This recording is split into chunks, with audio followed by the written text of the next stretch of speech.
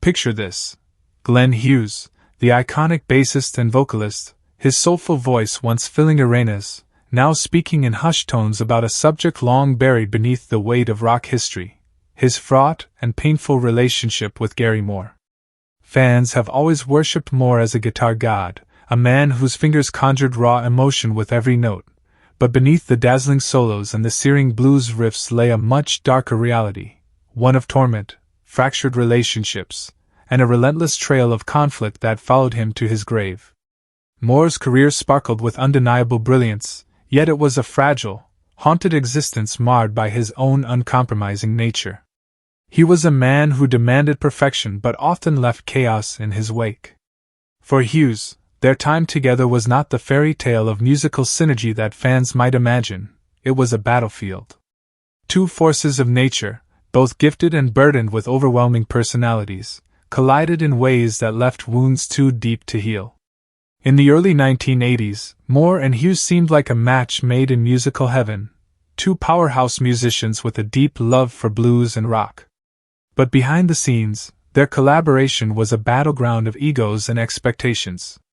Moore's relentless pursuit of perfection clashed with Hughes's free-spirited, improvisational approach. Think of the tension in those recording sessions, Moore meticulously crafting each note, demanding precision, while Hughes, driven by emotion and spontaneity, pushed for raw energy and soul. Their creative visions, though initially aligned, soon became a source of conflict. Hughes's well-documented struggles with addiction only added fuel to the fire, and Moore, never one to mince words, grew increasingly frustrated with Hughes's lack of reliability. The breaking point came when Hughes's personal struggles began affecting his performances, and Moore, ever the perfectionist, saw no other option but to part ways. It was an ugly split, one that left behind a trail of resentment and unspoken words. For Hughes, it was another painful chapter in a life filled with struggles. For Moore, it was just another in a long line of soured collaborations. But Hughes wasn't the only musician to find himself at odds with Moore. In the late 1970s, Moore's on-again, off-again relationship with Thin Lizzy and its charismatic frontman, Phil Lynott, was fraught with tension. Moore had joined the band during a crucial period, bringing his virtuoso guitar work to their sound, but his intense personality and high standards often clashed with Lynott's laid-back, party-fueled lifestyle. While the two shared a deep musical chemistry, their friendship was overshadowed by mutual frustration. Moore found it difficult to handle the chaotic lifestyle that defined Thin Lizzy, and his growing discomfort with Lynott's spiraling drug use led to explosive arguments.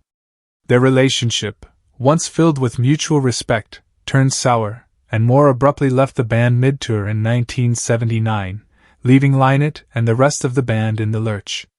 For years, their falling out remained one of rock's most heartbreaking rifts, with Moore later expressing regret over their unresolved issues after Lynott's untimely death in 1986. In the 1990s, Moore tried to rekindle his magic by teaming up with two rock legends, Jack Bruce and Ginger Baker, in the short-lived supergroup BBM. On paper, it was a dream lineup, Bruce's thundering bass lines, Baker's fiery drumming, and Moore's blistering guitar work. But in reality, it was a ticking time bomb. Both Bruce and Baker, veterans of Cream, had their own long-standing tensions, and Moore's dominating presence only added to the mix. Arguments over creative direction, conflicting egos, and the sheer weight of their individual legacies made every rehearsal a battleground. Bruce, known for his sharp tongue, often butted heads with Moore's no-nonsense approach, while Baker's unpredictable personality only added chaos to an already volatile situation. The band released one album, Around the Next Dream, but behind the scenes, the cracks were already visible. Moore's frustration with the lack of discipline and cohesion led to heated confrontations, and before long, the project collapsed under the weight of its internal struggles. Moore's fiery personality wasn't just limited to his professional life, it seeped into his personal relationships as well.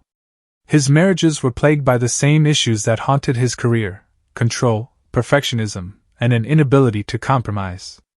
His first marriage ended in heartbreak, with his relentless dedication to music leaving little room for family life. His second marriage, though filled with moments of love, was equally strained by his mercurial temperament and long absences due to touring. His children, growing up in the shadow of their father's relentless pursuit of musical greatness, often felt the sting of his absence. Picture a young Moore, guitar always in hand, oblivious to the moments slipping away, birthdays missed, family gatherings sacrificed in the name of his craft. Despite his love for them, his inability to strike a balance left scars that would take years to mend. Though not as publicly known as Hughes's battles, Moore struggled with his own demons, addiction to alcohol and a growing sense of isolation that accompanied his rise to fame. As his career progressed, the pressure to live up to his reputation weighed heavily on him. Nights that should have been filled with celebration turned into solitary bouts with the bottle, and the music that once brought him joy became both his sanctuary and his prison. His mental health took a toll in his later years, with bouts of depression creeping in as the years of excess caught up with him. Friends and colleagues often described him as a man who carried the weight of his own expectations on his shoulders, never quite able to find the peace he so desperately sought. As the years passed, Gary Moore found himself adrift in a world that once worshipped him but now seemed to have moved on. The relentless energy that had once fueled his meteoric rise, the raw fire that had burned through every note of his guitar, began to wane. The crowds grew smaller, the tours less frequent, and the albums that once burst with vitality now carried a weight of introspection and melancholy. The stage, his sanctuary, his battlefield, was no longer the place where he could outrun the demons that had chased him for decades. Instead, it became a haunting reminder of what he once was and what he could never be again. Imagine the contrast. Moore, once a commanding figure shredding his guitar with electrifying passion in front of thousands, now sitting alone in dimly lit dressing rooms, staring at his reflection in the mirror, searching for the man he used to be.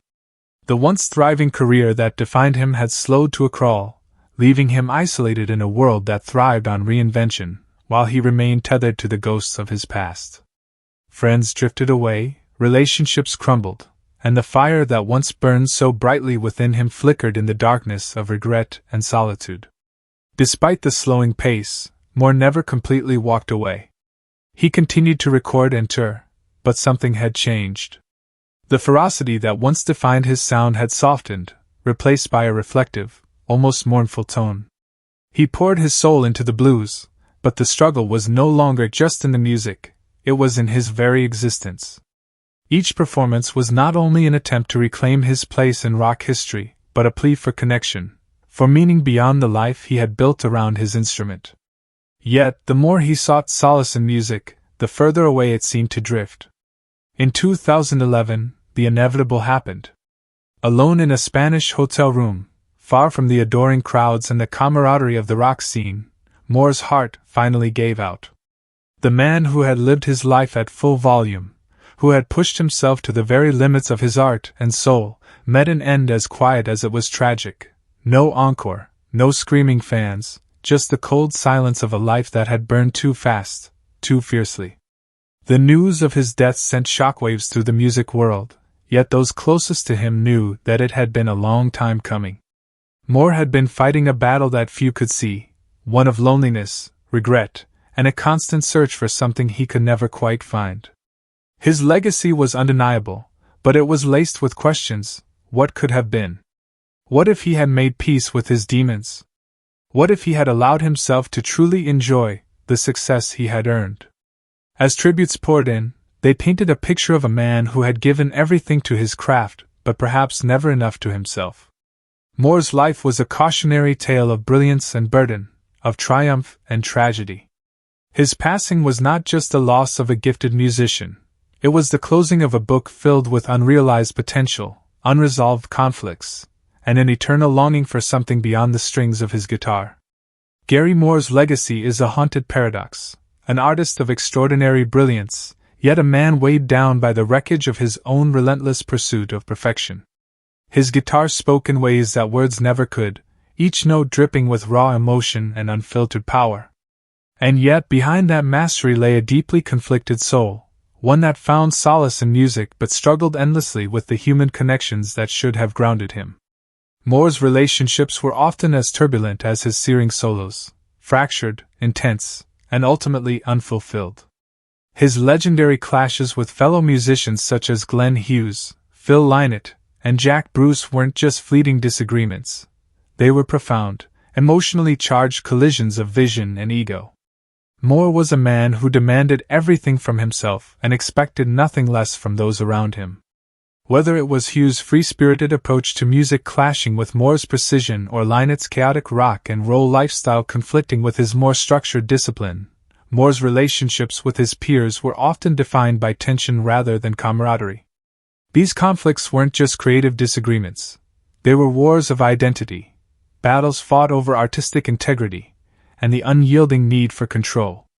Think of the man who stood on stage, his fingers effortlessly weaving intricate melodies, while offstage he battled with loneliness and a relentless sense of dissatisfaction. Success, it seemed, was never enough for Moore. Every hit album, every sold-out show only fueled his hunger for more. He was always pushing, always searching for the perfect sound, the perfect band, the perfect moment that always seemed just out of reach. And in that quest, he left behind a trail of broken relationships, opportunities squandered, and wounds that time could never truly heal. Even as his music continues to inspire generations, the undercurrent of his story remains a cautionary tale, a stark reminder that greatness often demands a heavy price. The emotional cost of Moore's uncompromising nature was etched into every riff and every lyric. But beyond the stage lights, the weight of his choices bore down on him like a relentless shadow. His brilliance was undeniable, his influence immeasurable, but his life was a testament to the brutal reality that even the most gifted artists are not immune to their own demons.